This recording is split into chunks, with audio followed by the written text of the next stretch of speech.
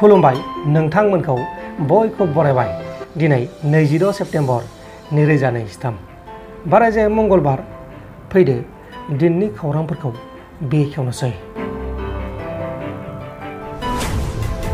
सनितपुर डिस्ट्रिक्टनि सिङाव थानाय जामुगुरि हाटआव सासे हिनजावसा गथ'खौ मलेस्ट एबा गाज्रि नोजोरजों इनाय खालामबाय थानायनि जाहोनाव 7 सुबुङा पुलिसजों एरेस्ट खालामजादों। हमजानायफोरा बे जाथायखौ थांनाय गोलाव समनिफ्रायनो खालामबोगासिनो दंमोन। हमजानायफोरनि गेजेराव गथ'नि बिफा आरो गथ'नि बिबौबो दङ। हमजानायफोरनि मुङा जाबाय महेश्वर नाथ 68 बोसोर बैसोनि, तिलक नाथ 80 बोसोर बैसोनि, महेन्द्र नाथ 65 बोसोर बैसोनि, लकेश्वर नाथ 60 बोसोर बैसोनि आरो नरेन नाथ 42 बोसोर बैसोनि। नगाव जिल्लानि सिङाव थानाय काटियाटलियाव गंसे शिव मन्दिरनिफ्राय सासे सिखावा सनानि मुसुखा आरो मन्दिरनि डनेशन बक्सखौ खावना लांखुमादों आरो बेफोर गासिबो जाथाया अदेबानि सिखाव खावनाय जाथाया गासिबो सीसीटीवी केमेरायाव रेकर्ड जाजोबदों। दा बे जाथायनि सायाव नगाव पुलिसा गावसोरनि खामानिखौ मावगासिनो दङ। चिरां जिल्लानि सिङाव थानाय लावख्रिगुरि गामिनि रायजोफोरखौ बिटिआर सोरखारा राजखान्थि गेलेनानै बिपिएफनि सापर्टार होननानै इभिक्सन खालामनाय जाथायनि सायाव कास्टम बसुमतारी बिथाङा गोख्रों बिजाथि फोरमायदों। जोङो बिपिएफ दोलोनि जानानै जों बे चिरां जिल्लानि सिङाव थानाय लावख्रिगुरि गामिनि रायजो राजा आइ आफा बिथांमोनखौ जों फैनानै खबर लाफैदों। निजिरा दैमाया मालाबा हरैहाय बोहैयो मालाबा ओरैहाय बोहैयो। दा बे निजिरा दैमाया लावख्रिगुरि गामिनि रायजो राजा आइ आफा बिथांमोनखौ भुटाननिफ्राय फैनाय दैमा, बियो बालाजों अन्थाइजों बारि बागान खुरखानानै न'खौ फबबाय। दा ओंखायनो बिथांमोनहा दैमानि ओरै फैनानै आबाद मावफैग्रा थिलियाव बिथांमोनहा न' लुफैदोंमोन।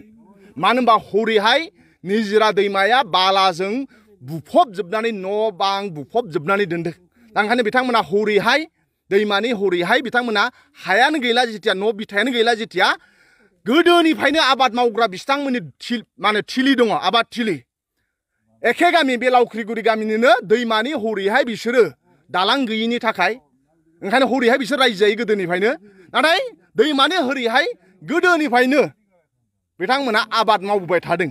दा ओंखायनो सोरहाबा दैमाजों खुरखालांनायनि उनाव न' बिथा गैयिनि उनाव ओरैहाय 22 न'खरफ्रा बिथांमोना आबाद मावग्रा थिलियाव न' लुफैदोंमोन। दा बेखौ मेगन सानानै फेरेंगायानि बाहिनी दिनै बिथांमोननि न'खौ बुफायफैदों, न'खौ दानस्रिफैदों। दिनै बर' बिमा बिफाया, बर' रायजो राजाया गावनि गामि गावनि हायावनो इउपिपिएल सरकारजों न' बुफायजादों। गावनि हायावनो दिनै बिथांमोनहा न' गैयै खालामजादों, आलाय आथानि खालामजादों।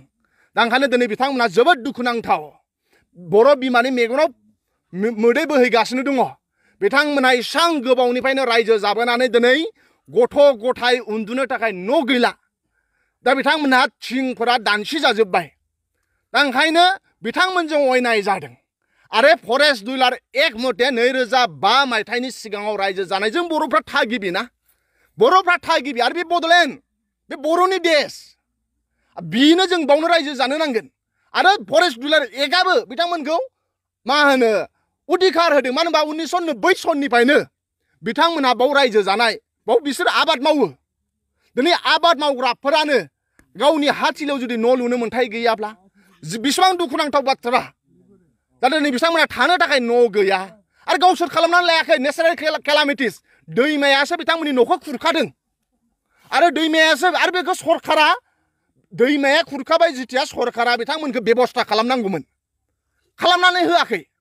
सरकारनिफ्राय इउपिपिएल सरकार फेरेंगानिफ्राय जेबो लुबैयाखै। गावसिनि हायावसो बिसोर न' लुदों।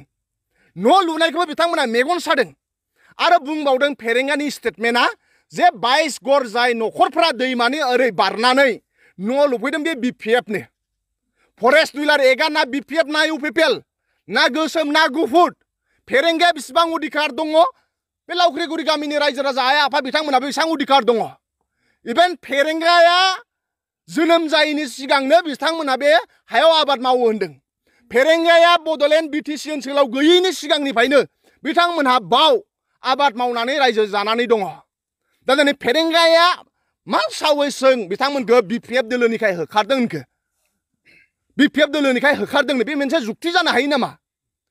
सुप्रिम कोर्टजों चेलेन्ज खालामनाय जादों अबसे फेरेंगायाथ' मा सुप्रिम कोर्ट फेरेंगाया इसोरजोंनो चेलेन्ज खालामो दा ओंखायनो बिथांमोनजों अयनाय जादों बर'आ लावख्रिगुरि गामिनि बे 22 नखरा गावनि हायावनो न' सिमफाय जादों सोरजों सिमफाय जादों इउपिपिएल सरकारजों न' सिमफाय जादों लावख्रिगुरि गामिनि रायजो राजा बिथांमोनहा दिनै फरायसाफोरा उन्दै उन्दै गथ'फ्रा उन्दुनो थाखाय न' गैला सोरनि सरकारा आमोलाव जादों इउपिपिएल सरकारनि आमोलाव जादों बिथांमोना उन्दै उन्दै गथ'फ्रा जानो थाखाय मा होनो हराव सानसे मानि खामानि मावनानै बिमा बिफाया हराव फुथुयोब्ला गथ' गथाया उदै खालि बिथांमोना उन्दुनानै थानो गोनां जादों सोरनि सरकाराव जादों प्रमोद बर'नि सरकाराव जादों ओंखायनो बे दुखु दाहाखौ जारिमिना आरो लावख्रिगुरिनि गामिनि रायजो राजाया माल्लाबाबो बे सुनिबाराव थांनाय सुनिबाराव घटना जानायखौ माल्लाबाबो बेखौ बावनाय नङा उइदाउट नटिस उइदाउट इनफरमेशन फैनानै फेरेंगानि बाहायनाया सिदा थिंफोरखौ दानसि फैजोबदों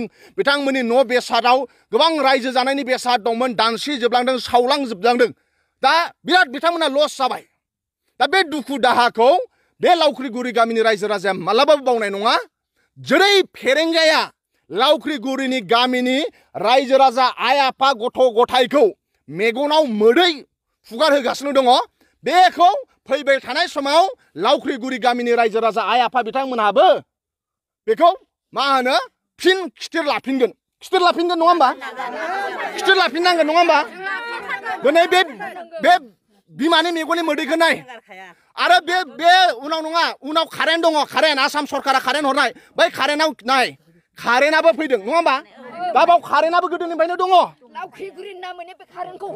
लावख्रिगुरि गामिनि रायजो राजानो बे कारेन्टखौ हरखानाय दा बिसोर 1990 सनावनो रायजो जानाय दा 1990 सननि रायजो जानायफोरखौ दिनै सोर पावार होखो फेरेंगाखौ फेरेंगाया मा फेरेंगा अभारअल नङा बे फेरेंगानि हा नङा बे फेरेंगानि हा नङा बे बर' रायजो राजानि हासो लावख्रिगुरि गामिनि लावख्रिगुरि गामिनि रायजो राजा आइ आफामोननि हा बे हायाव बिथांमोननि दादागिरिया मालाबा सोलिनाय नङा बिसोरो बे हायाव जुदि आबाद मावाब्ला गथ' गथाया माजों जागोन माजों बिसोर गथ' गथाय फोरोंगोन दिनै आबादखौबो नस्थ' खालामलांबाय मैदेराबो आबादखौ सम सम फैनानै नस्थ' खालामफैयो आरो फेरेंगामोनाबो नस्थ' खालामफैयो मिथिबायना दा ओंखायनो बोरै रायजो जागोन बियो दा ओंखायनो बिथांमोना दिनै गथ' गथाया जोबोद अलखदाव गोलैदों आबाद मावदोंमोन बिसोरो फेरेंगाया नस्थ' खालामफैबाय हरैहाय मा होनो निजिरा दैमायाबो गुथे न'खौ बुखारलांजोबबाय दिनै बे गथ' गथायनि भबिष्यतआ बोरै जागोन